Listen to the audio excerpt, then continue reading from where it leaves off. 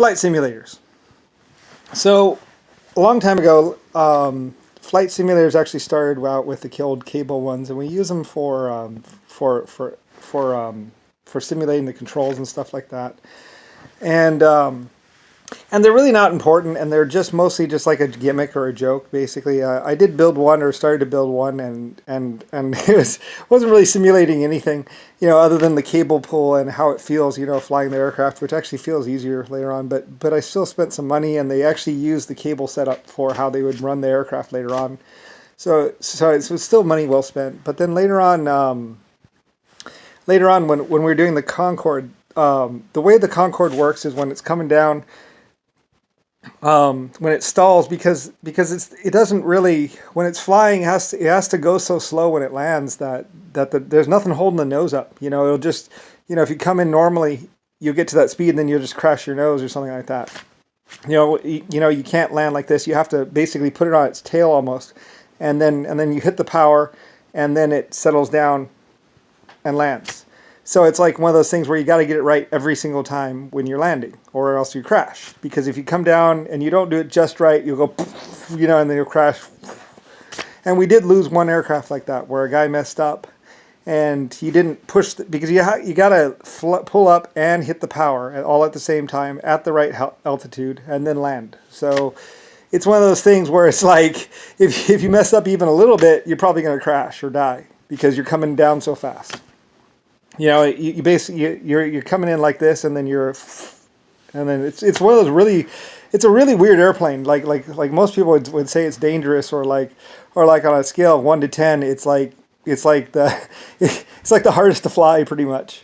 So we knew that's what I mean. Basically, every time a Concorde lands, you should give him a round of applause, because he just did one of the hardest landing maneuvers ever. It's the hardest aircraft to fly, to land, basically.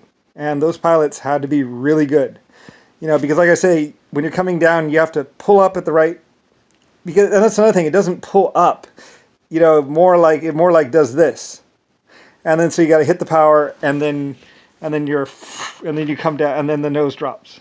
So it's like one of those, and you might need the ground effect to actually keep the. Anyway, it's just one of those things where it's like really, really hard to fly. So we built this flight simulator, basically, and because I don't want them to mess up, so they're building this flight simulator, and they're saying it's going to cost like $1 million or something like that, or $5 million, and I'm like, yeah, go ahead, do it. I don't want any bad press on this. Basically, I didn't want any bad press, so I was like, yeah, go ahead, do it nice, do it up perfect. Let's get all the cool stuff out on this one. So they do the best they can for like 1930 or 1940, basically, when they're building aircraft, because it's actually a 1930 aircraft or 1940 aircraft that's been kicking around that we've been trying to do, but we did on the small scale, but not really on the big one, and we wanted to get this bigger one. Anyway, so we're building this. So they build this flight simulator, and it's really expensive. And basically, I lost a lot of money on it, pretty much. But it turns out, actually, because we build the flight simulator and we get it perfectly, and the pilots practice on it and everything else like that, they don't crash the planes, and it works just fine. And they all know how to land it. And what they do is they use the wind tunnel tests and stuff like that to get the feeling just right, and then get the look just right. And they actually spend a lot of time on it. And then so when they're flying the aircraft and they land it, they never crash or anything like that. They do it good every time. And I think the Concorde has one of the highest safety records ever. Where they've only lost 1 or 2 planes.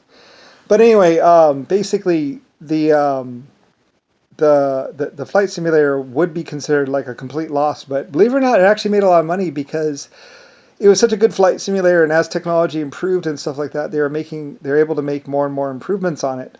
And it actually ended up being like this huge money maker, because it was the first and only flight simulator ever. And then later on, they start using it for training all jet aircraft people. It's like, before you learn to fly on a real jet, you can learn to fly on the flight simulator, and it's safer and better. And they also adapt it for other jets too, like doing carrier landings, and even doing strike missions and stuff. And it's actually like the first flight simulator ever. and becomes like this hugely successful and really big time software company or whatever, just like billions of dollars, worth billions of dollars because it's used everywhere and it's used a lot. It was first seen in Europe basically, but then, later on every military wants one of those flight simulators. And they're actually like they were in really high demand between 1940 and 1980 or so, where everybody wanted one. And then later on, it's one of those businesses where it just doesn't end. That the people just make them better and better and better and better, and then improve graphics, and eventually the normal computers can use them too. So, it ends up being like this huge multi-billion-dollar company pretty much, and all from, my Concorde. So my Concorde company, which is, I don't know exactly where it's actually a European company basically, but, and it's actually a bigger company. The government tries to buy it and tries to get it, but pretty much it's my company though. But it's like the Boeing company or one of those companies, but basically, it was under my direction and I was the one who wanted to do it and everything, and I set all the rules, and stuff like that, like no flying over, low-tech civilizations because of the fact that it causes a sonic boom and they might start getting all scared and stuff and start, thinking that the world's ending or something. So anyway, so that's a flight simulator for the Concorde, and, I was involved in that, and basically I own it. So, I own a lot of things. White Star, I'm Lusifer White Star. Epic creator of 800 galaxies and 12 races and 700,000 life forms, insects and everything, and plants and everything and all that. But that's a different story and a different thing.